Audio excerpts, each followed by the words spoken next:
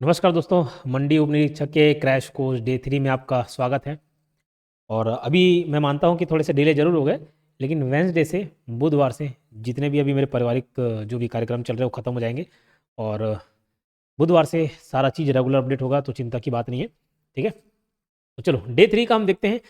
अब हम मैथ्स का जो बदला हुआ पैटर्न था ना, उसकी हमने बात कर ली। मैथ्स के क्वेश्चंस प्रैक्टिस किए डे 2 में। पहले दिन कंप्यूटर का जो नया पैटर्न था उस पर भी हम बात की। आज थोड़ा इंग्लिश को समझते हैं, इंग्लिश को समझने की कोशिश करते हैं। और भले हमें इंग्लिश का एकदम ज़्यादा एबीसीडी नहीं आता हो, फिर भी कोशिश करेंगे कि जैसे तैसे हम आंसर तक पहुंचने की कोशिश करें। देखो, इस टाइप के सवाल थे, ये 4 अलग अलग मतलब थे, इडियम फ्रेजेस थे और उसके मतलब पूछे गए आपसे, इसको जमाना था। उसके अलावा ये देखो, इस टाइप से कथन कारण, इसमें भी कुछ कथन कारण तो नहीं, बट उसके बारे में डिटेल पूछा है, 2 चीज़ पूछ के। ओके, ये भी एक से ज़्यादा ऑप्शन सही होने वाले क्वेश्चंस पूछे गए। ओके, उसके बाद आप देखेंगे यहाँ पे स्टेटमेंट रीजन वाला, असर्शन और रीजन कथन कारण वाले क्वेश्चन यहाँ पर भी पूछे गए। तो इस टाइप के क्वेश्चंस में हम आज प्रैक्टिस करते हैं, उसके बाद मैं छत्तीसगढ़ वाले कंटेंट में आऊँगा। ओके, चलो पहला क्वेश्चन है, ये सुमेलित करना है आपको। Break the ice, hit the nail on the head, once in a blue moon, turn a blind eye. अब मेरी बात समझना, ये 4 इडियम फ्रेजेस हो सकते हैं दिए हों और आपको 4 में से नहीं आता, चारों हो सकते नहीं पढ़े, लेकिन फिर भी थोड़ा बहुत आप वर्ड्स पर गौर करेंगे और समझने की कोशिश करेंगे कि क्या है। जैसे break the ice, ice break कर देना, तोड़ देना, बोले मतलब नहीं समझा, कोई बात नहीं। Hit the nail on the head, hit the nail on the head, head मतलब तो समझ आ जाएगा सर, नेल ठक ठक ठक ठोकना, ये क्लिक किएगा। बोले सर इसमें भी यहाँ पर ठोकना उतना समझ, चलो ठीक है। Once in a blue moon, moon तो समझ आएगा, वंस, वंस मतलब एक बार, एक बार शायद हो सकता है यहां से पकड़ जाए। Turn a blind I, blind I, blind मतलब अंधा, अंधा हो जाना, ऐसे आंख बंद कर लेना। तो यहां से हम जज कर सकते हैं, जैसे एक बार वाला। अब यहां पे मीनिंग पढ़ते हैं, इग्नोर डेलिबरेटली, डेलिबरेटली मतलब होता है जानबूझकर, जानबूझकर। वेरी रेयरली मतलब एकदम कम, एकदम कम, रेयर बोलते हैं ना, एकदम कम, बहुत कम। से और डू समथिंग एग्जैक्टली राइट, एकदम सही बोलना और ये एकदम सही करना। स्टार्ट अ फ्रेंडली कन्वर्सेशन, एक मित्रतापूर्ण बातचीत स्टार्ट करना। सोचो ये एक बार वाला क्या हो सकता है आंसर, यही तो हो सकता है क्या, बहुत कम। Once in a blue moon मतलब एक बार, जैसे ईद का चांद होना बोलते हैं, बस वैसे वंस, वो वंस वाले शब्द से ही हम थोड़ा बहुत गेसिंग कर पा रहे हैं। अब यहां पर देखो सी का टू कौन सा है, अगर इतना मैं पकड़ पाया तो सी का टू मेरे को एक यही ऑप्शन मिल रहा है। अरे बाकी का नहीं मालूम होता तो भी मैं इसको बना लेता, क्योंकि बाकी में C1 4 3 अलग अलग दिए हैं, ये C2 A4 B3 C2 D1 ये मिल गया। कितना इजी रहता है, ऐसे आप देखेंगे तो एक ऑप्शन बस पकड़ में आना चाहिए, बाकी सब बनने लग जाता है। ठीक है, क्लियर। अब बाकी भी, टर्न अ ब्लाइंड आई मतलब जैसे आंख बंद कर लेना, कुछ गलत हो रहा है और आप उसको अनदेखा कर दे रहे, तो इसको मतलब होता है अनदेखा करना, आप आंख बंद कर ले, है ना। तो टर्न अ ब्लाइंड आई मतलब इग्नोर डेलिबरेटली, जानबूझकर किसी चीज को इग्नोर करना। जैसे माँ बाप, बच्चे गलती कर दिए फिर भी उसको कुछ नहीं बोल रहे, डांट रहे हैं, इग्नोर कर दे, है ना। उसके बाद hit the nail on the head मतलब एकदम सही चीज सही समय पे बोलना या करना। ब्रेक द आइस मतलब होता है स्टार्ट अ फ्रेंडली कन्वर्सेशन, किसी से बातचीत करना। सपोज आप ट्रेन में सफर कर रहे हैं, आपके सामने कोई एक व्यक्ति बैठा है, ना आप उससे बात कर रहे हैं ना वो आपसे बात कर रहा है, लेकिन एटलीस्ट आपने एक पहल किया है, जी आप कहाँ जा रहे हैं, तो आप ये क्या कर रहे हैं, आइस ब्रेकिंग का काम कर रहे हैं, आइस ब्रेकर का काम कर रहे हैं, breaking the ice, it's called breaking the ice. ठीक है, एटलीस्ट आप एक पहल कर रहे हैं, शुरुआत कर रहे हैं, और शुरुआत करने के बाद फिर बातचीत बढ़ते जाती है, रिलेशन के निकल जाते, ऐसा हो जाता है, बहुत अच्छी मित्रता हो जाती। ठीक, तो इसका ऑप्शन ए है। इसी प्रकार से सवाल आते हैं और इसको आपको जज करना होगा। अब यहाँ पे भी वैसे टाइप का सवाल और डलवा दिया, उससे रिलेटेड 2 क्वेश्चन डलवाए मैंने।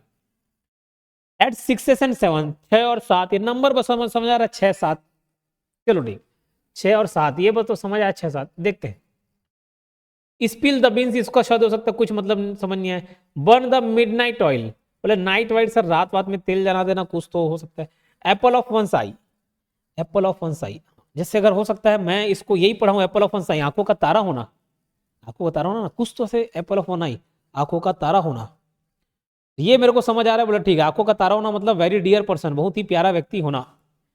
अच्छा ये समझ यहाँ 6 और 7, ये नंबर 6 और 7 में होना, यही समझ आ रहा है कि 6 और 7 भाई शायद हो सकता है 6 और 7 में कंफ्यूज हो, ऐसे थोड़ा कुछ ना कुछ गैसिंग करके आप वहां पहुंच सकते हो। तो 6 और 7 मतलब होता है कंफ्यूज्ड और डिसऑर्डर, ठीक है।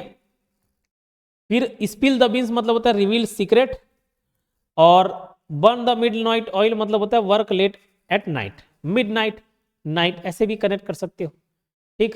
तो 3214, 3214 यही ऑप्शन आंसर है आपका, 3214। क्लियर, तो ऐसे आप पहुंच सकते हो।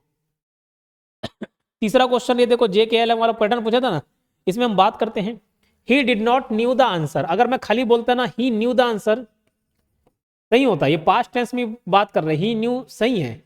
नो का सेकंड फॉर्म हम देखेंगे वर्ब का, तो ये न्यू हो जाएगा, कोई बात नहीं। लेकिन फिर बोले सर ही डिड नॉट, ये तो पास्ट टेंस, डिड लग गया मतलब पास्ट। डू और डज दोनों का पास्ट होता है डिड, डू और डज दोनों का पास्ट क्या होता है डिड।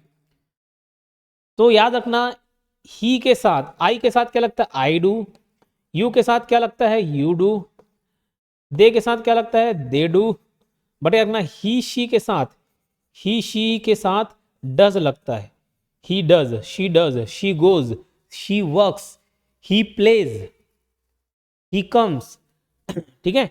तो I do, you do, they do, he does. इसको बोलना पड़ता है, समझने जैसा कुछ नहीं, याद करना है, बोलना पड़ता है। I do, you do, they do, she does, he does, ऐसे बोलोगे तो आएगा आपका। तो यहां तक तो ठीक है। ही के साथ, जहां पे पास्ट टेंस की बात कर रहे हैं, ही के साथ डोंट है क्या, तो ये तो गलत हो गया, ही डोंट नहीं होता, ही डजंट होता है। He doesn't know the answer, ये एक सही हो जाएगा।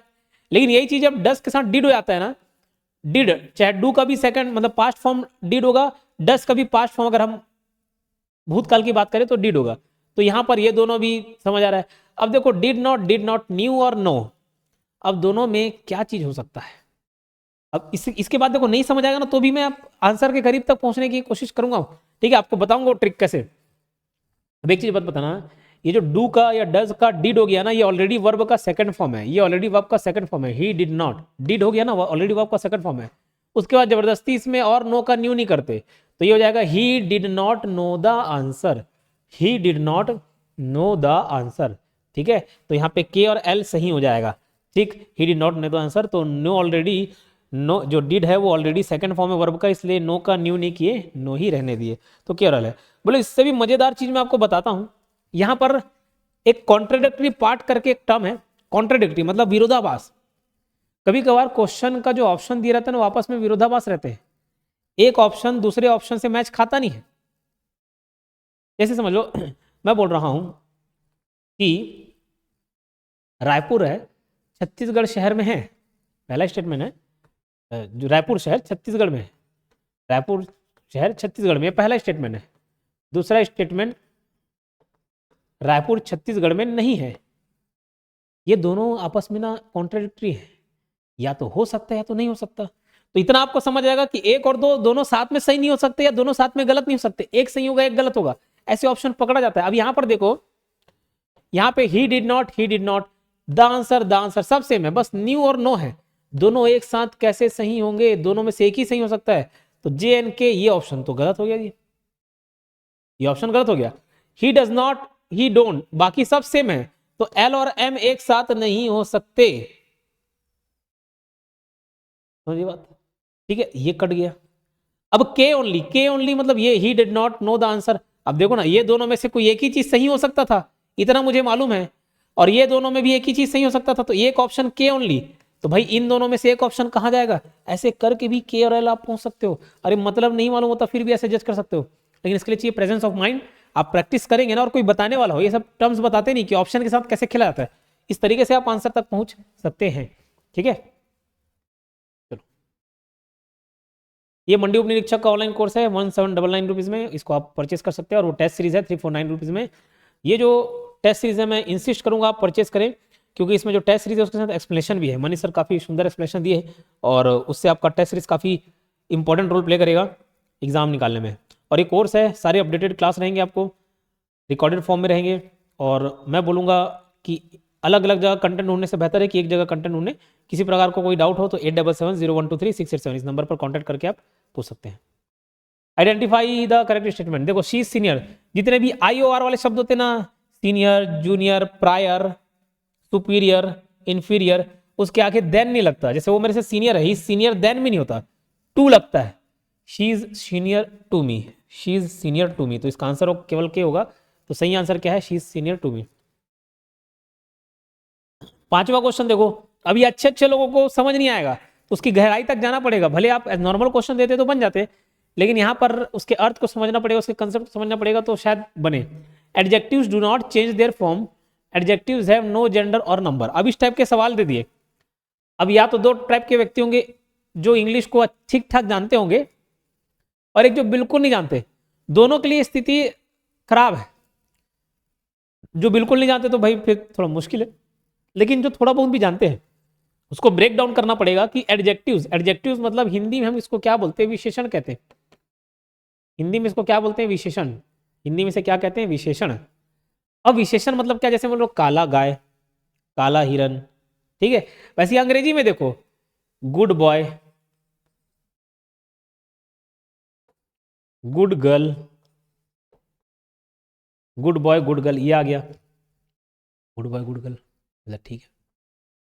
एडजेक्टिव्स मतलब ये, एडजेक्टिव क्या होता है, जो नाउन की क्वालिटी बताए, जो संज्ञा की क्वालिटी बताए, नाउन की क्वालिटी बताने वाले को हम क्या कहते हैं, नाउन की क्वालिटी बताने वाले हमको क्या होते हैं, एडजेक्टिव्स कहते हैं। नाउन की क्वालिटी बताने वाले को एडजेक्टिव कहते हैं, ठीक है। तो बता दिया ये नाउन है, बॉय गर्ल नाउन है, तो गुड गुड हो गया जी। ये बोल रहा है अपने फॉर्म, अपना रूप चेंज नहीं करता, किया क्या, बॉय के लिए भी गुड है, गर्ल के लिए भी गुड है, क्यों नहीं करता, क्यों, क्योंकि एडजेक्टिव्स हैव नो जेंडर और नंबर, एडजेक्टिव्स के कोई जेंडर, जेंडर मतलब लिंग, जैसे masculine gender, feminine gender, neutral gender ऐसा रहता नहीं, तो पुल्लिंग है स्त्रीलिंग है।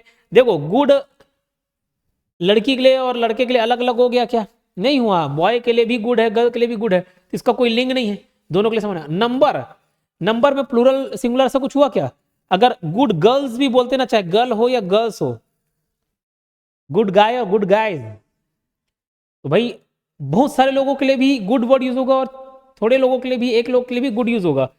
हाँ, तो ये बिल्कुल सही है, दोनों स्टेटमेंट सही है और ये एक्सप्लेन भी कर रहा है, तो इसका both true and R explains A, ये सही आंसर है।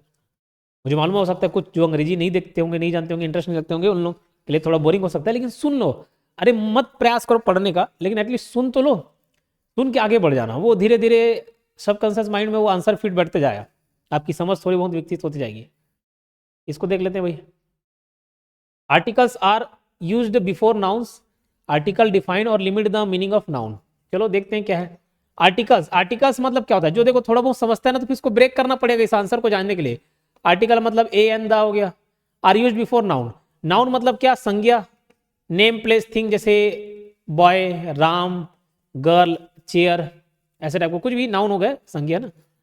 तो बॉय अ होगा या द बॉय, ए बॉय होगा, अ बॉय, द बॉय, है ना, तो कैपिटल स्मॉल लेटर छोड़ देना, ए बॉय द बॉय। तो article are used before noun, जी बिल्कुल, नाउन के पहले ही आर्टिकल यूज किया जाता है, ये तो सही हो गया। Article define or limit the meaning of noun, जी बिल्कुल, संज्ञा का जो मतलब है उसको डिफाइन करता है, जैसे मैं बोलूं ए बॉय मतलब एक लड़का, द बॉय मतलब हम थोड़ा स्पेसिफिक हो जाते हैं, जो लड़का खड़ा था ना, the boy who was standing there is my brother, जो वहां खड़ा था ना वो मेरा भाई है, तो स्पेसिफिक वही लड़का, the boy who was standing there, ठीक, तो मीनिंग को लिमिट करता है, तो दोनों सही है और ये एक्सप्लेन भी करता है, इसलिए छठवें का आंसर ऑप्शन ए हो जाएगा। आई एम राइटिंग सम ऐसे, ये वाला आप ऑप्शन बताएंगे क्योंकि एग्जाम में पूछा वाला वही क्वेश्चन डाल दिया, इसको आप एक्सप्लेन करके बताएंगे, देखते हैं आपकी भी समझ कितनी है अंग्रेजी की। She give me many information, okay. अब इंफॉर्मेशन, ये मेनी जो है ना, मेनी और मच दो शब्द आपको मिलेंगे, एक मेनी मिलेगा, एक मच मिलेगा। मेनी जो है वो काउंटेबल के लिए लगता है और ये जो है अनकाउंटेबल के लिए लगता है। जो इंफॉर्मेशन है, जानकारी है, दरअसल ये अनकाउंटेबल है, क्या है, अनकाउंटेबल है। तो ध्यान रखना, ये सेंटेंस जो है इनकरेक्ट है, she give me many information नहीं, वो मच इंफॉर्मेशन होता, ठीक है, क्यों, क्योंकि इंफॉर्मेशन जो है वो अनकाउंटेबल है, तो यहाँ पर के और एम सही है, ठीक है, सेंटेंस गलत है, क्यों, मेनी इंफॉर्मेशन नहीं होता, मच इंफॉर्मेशन होता, और इंफॉर्मेशन नहीं, इंफॉर्मेशन, इंफॉर्मेशन जो शब्द है वो अनकाउंटेबल है, तो के और एम यहाँ पर सही हो गए, ठीक है। चलो, ये हमारा एप्लीकेशन है भाई, योगेन साहब क्लासेस नाम से, और ये टेलीग्राम चैनल है, ठीक है, योगेन साहब ऑनलाइन नाम से, 50,000 होने वाला है, जल्दी से जल्द फॉलो करें। और जी बिल्कुल 100 200 300 फॉलोअर हर रोज बढ़ रहे हैं, तो इसको भी आप इंस्टाग्राम आईडी भी फॉलो करें। इंस्टाग्राम में भी आपको बहुत सारी रोचक जानकारी देखने को मिलेंगी। चलो अब हम बात करते हैं लोक नृत्य पर, और मैं थोड़ा सा इसको स्पीड पढ़ा रहा हूँ, ठीक है, थोड़ा सा स्पीड मेंटेन करके चलेंगे। बाकी क्लासेस में तो एकदम मैं डिटेल में बात करता हूँ, डीप में बात करता ही हूँ, क्लास के पूरा नोट्स है, लेकिन थोड़ा सा स्पीड में बात करूँगा। लोक नृत्य पढ़ेंगे हम, जितने भी लोक नृत्य ना 40 45 सब एक साथ पढ़ेंगे। तो यहाँ पर देखो पुष कुलांग की बात की जा रही है, एकदम थोड़ा सा फास्ट स्पीड मेंटेन कर रहा हूँ मैं। पुष कुलांग, ठीक, सबसे पहले समझ लेना कि तीन जो डांस है, तीन के साथ एक और बिल्मा और एक कोला पाटा, मतलब अभी फिलहाल चलो इसकी बात छोड़ दो, अभी फिलहाल जो मैं 3 डांस बताऊंगा, एक पूस कुलांग, पेन कुलांग, हुल्की पाटा, ये 3 ऐसे डांस है जो एक गांव से दूसरे गांव जाकर किए जाते हैं, एक गांव से दूसरे गांव जाकर किए जाते हैं। लेकिन अंतर क्या है, जो पूस कुलांग है उसमें केवल और केवल पुरुष डांस करते हैं और जाते भी पुरुष हैं। पेन कुलांग में महिलाएं पुरुषों के साथ दूसरे गांव जाती हैं, लेकिन उनका हेल्प करने के लिए जाती हैं, डांस वगैरह नहीं करती। हुल्की पाटा में पुरुष महिलाएं दोनों जाते हैं और महिला भी डांस करती है, पुरुष भी डांस करते हैं, महिला भी डांस करती है, ठीक है, तो ये अंतर है। सॉरी। अब पूस कुलांग में ध्यान रखना, पूस कुलांग का और क्या नाम है, कुकुर कलांग। पूस का मतलब कुकुर कलांग कब होता है पूछा, तो यहीं पे पूस महीना लिखा हुआ, तो पूस से पौष महीने में होता है, पूस महीने में होता है। कुलांग याद रखना, देखो कुलांग से ना मैं कलगी याद कर लिया हूं, कलगी कहां पे रहता है, मुड़ी में रहता है, तो कुलांग वर्ड जहां दिख गया मुड़िया मार देना। तो कुलांग कौन सी जनजाति द्वारा किया जाता है, मुड़िया द्वारा। और कुलांग जहां दिखेगा वो ये भी याद रखना सिर्फ पुरुषों द्वारा किया जाएगा, सिर्फ और सिर्फ पुरुषों द्वारा किया जाएगा या चेलिक द्वारा। दरअसल पुरुष सदस्यों को चेलिक बोलते हैं मुड़िया जनजाति में। तो कुलांग याद रखना, कुलांग कलगी, तो मुर्गे कहीं रहते ना, तो मुर्गे से पुरुष याद करना। इस नृत्य का जन्म कैसे हुआ, तो लिंगोदेव द्वारा किया गया। अब ये लिंगोदेव क्या करते थे, जब ये जाते थे जंगल में तो डांस करते थे और अपने साथ चीता को लेके जाते थे, लेकिन अब चीता लेके नहीं जाया जा सकता, अब कुत्ते को ले जाते हैं, इसलिए इस डांस को कुकुर कुलांग भी बोला जाता है। वैसे दूसरा डांस देखने को मिलेगा पेन कुलांग। अब देखो कुलांग दिख गया, मतलब कुलांग मतलब मुड़िया, कुलांग कलगी, कलगी कहाँ रहेगा, मुड़ी में, तो मुड़िया जनजाति याद कर लेना। कब तो कोई फिक्स तय नहीं है। पेन कुलांग को देव कुलांग भी बुलाता है, क्योंकि पेन मतलब ही होता है देव, पेन मतलब होता है देव, और कुलांग मतलब होता है डंडा, कुलांग मतलब होता है डंडा। याद रखना ये मृत्यु संबंधी गीत है, जैसे भाई मृत्यु जाता है तो पेन होता है ना, मृत्यु होता है तो क्या होता है, पेन होता है, इसलिए इसको याद रखना। तीसरा हुल्की पाटा, ये नित्य से सवाल बन रहा है ना, इसलिए इसको एक टॉपिक में एक सांस में खत्म करा रहा हूं उसको। हुल्की पाटा का अन्य नाम है कोकटी नृत्य। क्या, कोकटी नृत्य। ये देखो अब यहाँ पर भी जहां जहां आपको पाटा शब्द दिख जाए ना, कुछ एक का पाटा को छोड़ के, जैसे पुरुड़ पाटा हो गया, लिंगो पाटा हो गया, ये सब कुछ पाटा को छोड़ के, क्योंकि वो जो लिंगो पाटा, पुरुड़ पाटा, ये सब पाटा बता रहा हूँ ना, ये सब प्रधान जनजाति के अंतर्गत आते हैं। बाकी जहां जहां आप पाटा देखें, जहां जहां आप पाटा पढ़ेंगे मतलब मुड़िया, तो कैसे ना मुड़ी में पट से मारते नहीं, मुड़ी में पट से, तो जहां आप पाटा देख ले मतलब वो मुड़िया जनजाति, ठीक है, तो इतना याद रखना मुड़िया जनजाति द्वारा किया जाता है, और पुरुष महिलाएं दोनों करती है इसमें। ध्रुवा जो नृत्य है ये सैनिक नृत्य है, ध्रुवा सैनिक नृत्य है जो कि ध्रुवा जनजाति करती है, और इसमें परेड जैसे नृत्य करते हैं, लेफ्ट राइट करते हैं, नहीं तो सैनिक नृत्य है तो वैसे ही करेंगे। अब ये वीर रस संबंधी, क्यों, सेना कर रही है तो भाई वीर रस संबंधी होगा, और वीरता दिखाते हैं भाई, अपने जितने भी हथियार है वो सब लेके आते हैं, कुल्हाड़ी हो गया, तलवार हो गया। भाटा खाई, भाटा खाई देखो कुछ विवाह संबंधी भी नृत्य है, विवाह संबंधी नृत्य है। विवाह संबंधी नृत्य याद रखना, एक ठोक है आपका झलियाना नृत्य, ठीक है, एक झलियाना नृत्य हो गया, एक चेरहे नृत्य, ठीक है, झलियाना नृत्य, चेरहे नृत्य, भाटा खाई, फिर है गौर, फिर है गवर, गौर गवर नृत्य, फिर डोमनच। ये 6 नृत्य याद रखना, 6-7 ठोक नृत्य जो है, ये जो है विवाह के समय किए जाना नृत्य है। तो भाटा खाई भतरा और दोरला जनजाति करती है, भाटा, भा से भाटा और भा से भतरा, तो भाटा खाई विवाह संबंधी गीत है, कब करते तो तेल हल्दी रस्म के समय, भतरा और डोरला जनजाति द्वारा किया जाता है। लेकिन अंतर क्या है, जो भतरा में दूल्हा दुल्हन को डांस कराते हैं उठाकर अपने पीठ पर चढ़ाकर, तो वो लड़के के द्वारा किया था, और डोरला में लड़की के द्वारा किया था, बस इतना ही अंतर है। कक्सार की बात करते हैं, कक्सार नृत्य, तो कक्सार नृत्य मुड़िया माड़िया अबुझ माड़िया लोग करते हैं, और ध्यान रखना इस नृत्य को अबुझमाड़ में रहने वाले अबुझ माड़िया जनजाति द्वारा विशेष रूप से किया था, हालांकि मुड़िया माड़िया भी कर लेते हैं। ये एक धार्मिक नृत्य है जो 2 चरणों में होता है, उतना कुछ खास नहीं, लेकिन ये इसी समय वैवाहिक संबंध भी स्थापित करते हैं। जैसे नॉर्मल हिंदू में आप देखोगे तो दिवाली के बाद, जेठौनी के बाद शादी के लिए देखते हैं ना, तो रिश्ता तय करना चालू करते हैं, तो बस इस डांस के समय भी वैवाहिक संबंध स्थापित कहते हैं। मतलब ये नहीं बोल रहा हूँ कि ये विवाह नृत्य है, वैवाहिक संबंध इस समय स्थापित कहते हैं बस।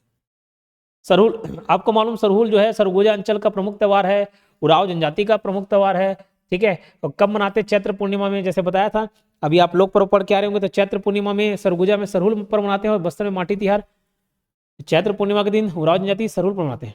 इसमें क्या करते हैं? काला मुर्गा और काली मुर्गी का शादी कराते हैं। काला मुर्गा जो है वो सूर्य देवता के प्रतीक होते हैं और काली मुर्गी जो है वो धरती माता का प्रतीक होती है।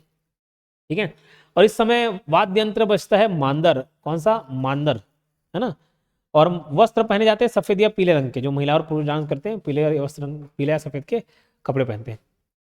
तो इस तरीके से आप सरहुल पर्व में समझ गए कि सूर्य देवता और धरती माता का शादी कराते, काला मुर्गा काली मुर्गी के प्रतीक के रूप में। तो उरांव जनजाति के देवता के बारे में पूछा जाए तो सूर्य देवता भी हो जाएंगे, सरना देवी हो जाएंगे, धर्मेश हो जाएंगे, सब उरांव जनजाति के देवी देवता है। ठीक है। छेड़ता नृत्य, छेड़ता नृत्य ध्यान रखना, पूस पूर्णिमा के दिन छेरछेरा पर्व मनाते हैं। पौष पूर्णिमा के दिन छेरछेरा पर्व मनाते हैं। छेरछेरा पर्व में ही छेड़ता नृत्य करते हैं। कौन सा? छेड़ता डांस। लेकिन अगर वो पुरुष कर रहा है तभी छेड़ता है, अगर महिलाएं करें तो वो तारा नृत्य कहलाएंगी। इसमें मुंह में से पोंगली रखकर डांस करते हैं। ठीक है, और बाकी छेड़छेरा में क्या होता है उसको तो आपको मालूम ही है। पर्जा नृत्य, पर्जा को चूहा खादी नृत्य भी बोला जाता है। इसका ओरिजिन ऐसे हो गया, ऐसा बताया जाता है कि खेती किसानी करते थे तो फसल को बर्बाद करने के लिए चूहा आता था, चूहा के पीछे सांप आता था। चूहा और सांप एक को देखकर जो किसान रहते थे वो कुदा कादी करते थे, वहीं से चूहा खादी नृत्य हो गया, ऐसा याद करना। पर्जा नृत्य जब फसल लगे हो तब किया जाता है, इसको चूहा खादी नृत्य भी कहते हैं।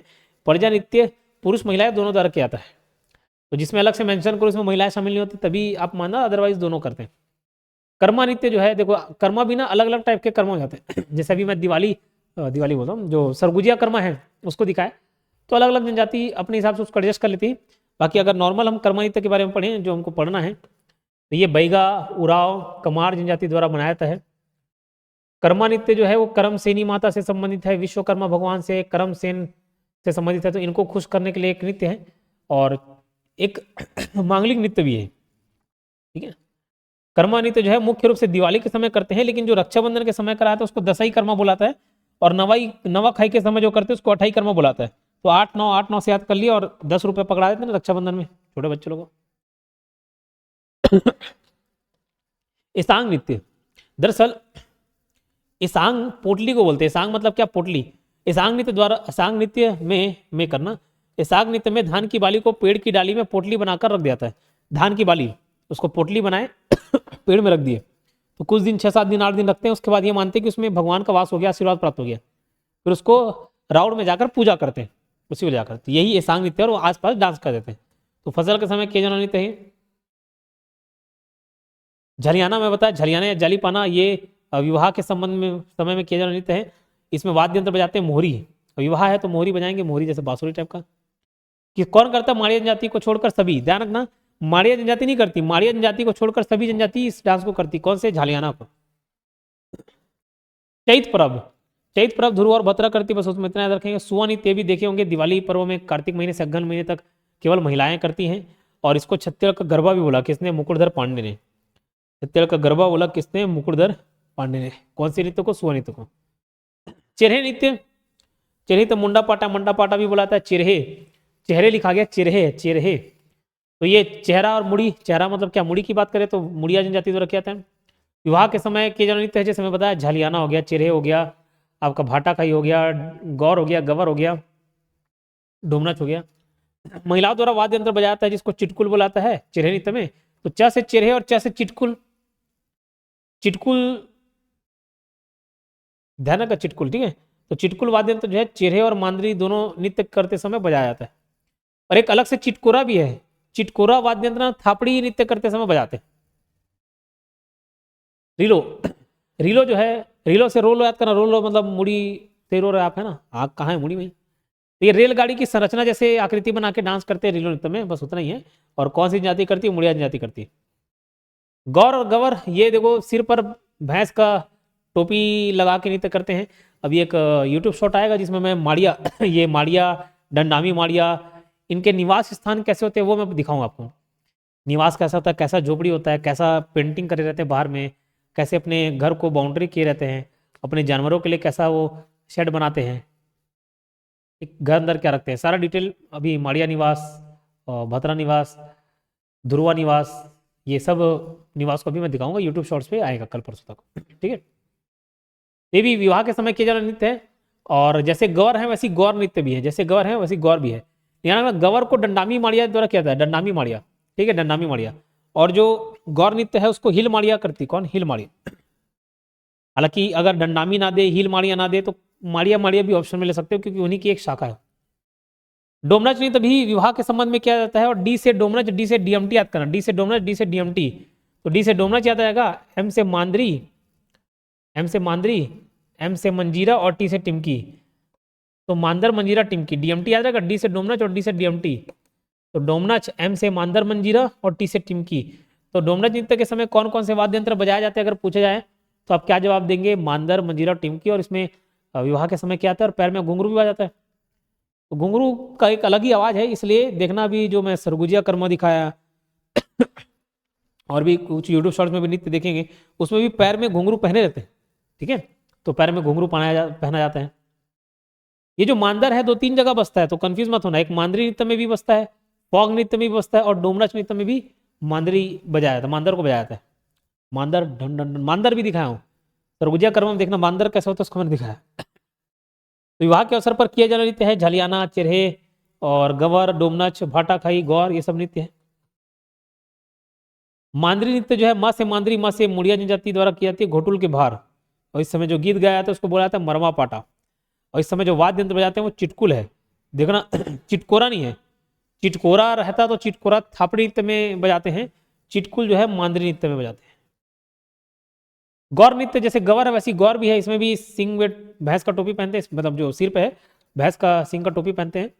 और गौर नृत्य कोई बासिन और भी करते हैं, किसके द्वारा किया जाता है, हिल माड़िया। हिल माड़िया नहीं दी तो डंडामी माड़िया लेना, और डंडामी माड़िया ना दी तो माड़िया जनजाति लेना।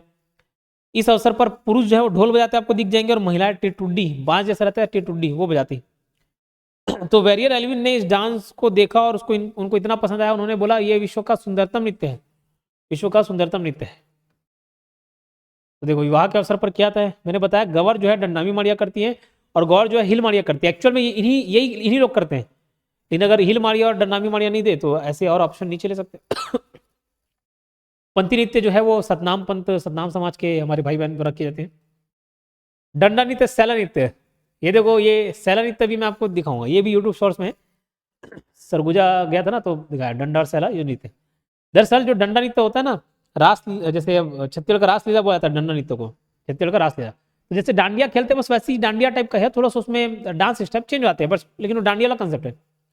तो अगर मैदानी क्षेत्र में वैसा नृत्य करे ना तो उसको डंडा बोलते हैं, और वही चीज पहाड़ी में कर दे तो सैला नृत्य बोलते हैं। जो डंडा नृत्य है उसको पौष पूर्णिमा के दिन किया जाता है, यानी कि छेरछेरा के दिन। और जो सैला नृत्य है वो कार्तिक महीने से फाल्गुन तक करते हैं।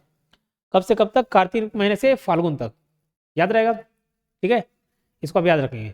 तो किसके द्वारा किया जाता है, गोड़ और बैगा जनजाति द्वारा। जो डंडा नृत्य है वो किसके द्वारा किया जाता है, गोड़ और बैगा। तो ऐसे याद करना, डंडा कहाँ मार दिए, गोड़ में मार दिए। और बैगा लोग भी झाड़ फूक करने के लिए, भूत भगाने के लिए ऐसे डंडा यूज करते हैं, वैसे लेट लेना, तो गोड़ और बैगा। तो डंडा को छत्तीसगढ़ का रासलीला किसने बोला है, मुकुटधर पांडे जी ने बोला है, उतना याद रखना, कंफ्यूज ना हो इसलिए यहाँ पे लिखा दिया। देखो डंडा जो है वो गोड़ और बैगा जनजाति करती है, जबकि डंडारी है वो भतरा और कुरकू। तो कैसे डिफ्रेंशिएट याद रहेगा, देखो डंडारी में रा रा रा तो भतरा रा रा, कोरकू रा रा, ठीक है।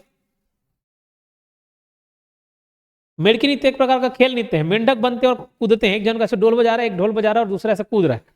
तो भाई मेड़की नृत्य मेंढक की आकृति बना के डांस करते हैं। तो ध्रुवा जनजाति द्वारा, इसको कैसे याद रखोगे, मेंढक तो ऐसी भी ढ ढ ढ ध्रुवा ऐसे याद कर लेना, नहीं तो मेंढक, भाई मेंढक बन के आप ऐसे मैदान में दौड़ोगे तो धूल लगेगा ना, तो वहां से ध्रुवा याद कर लेना। तो एक खेल नृत्य है, और गोड़ी में खेल नृत्य को कर्सना इंदना बोलाता है, क्या बोलते हैं, कर्सना इंदना।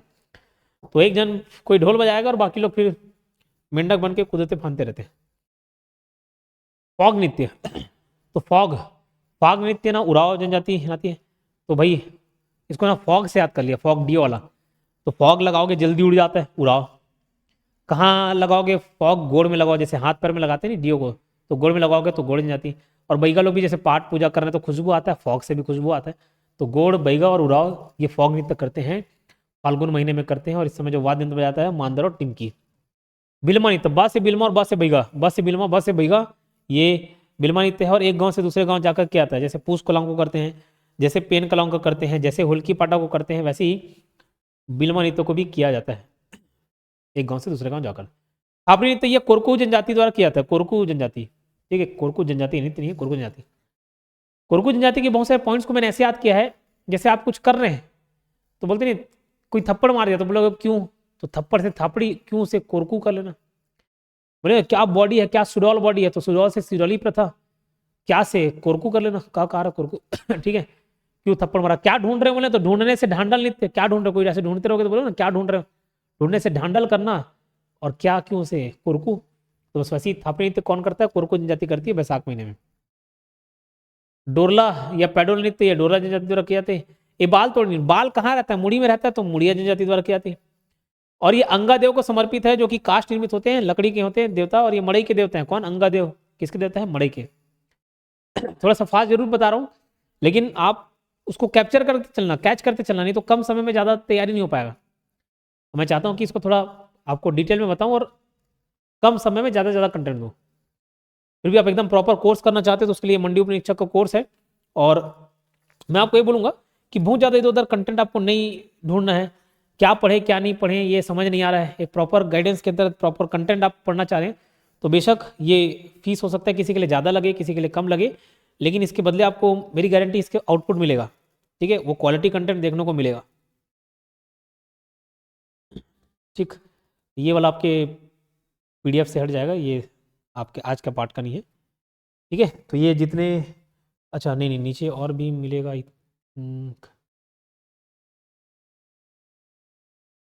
कुछ नहीं तो छूट गया।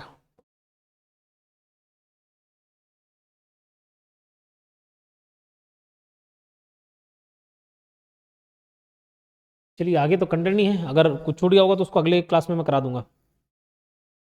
ऑफ करो।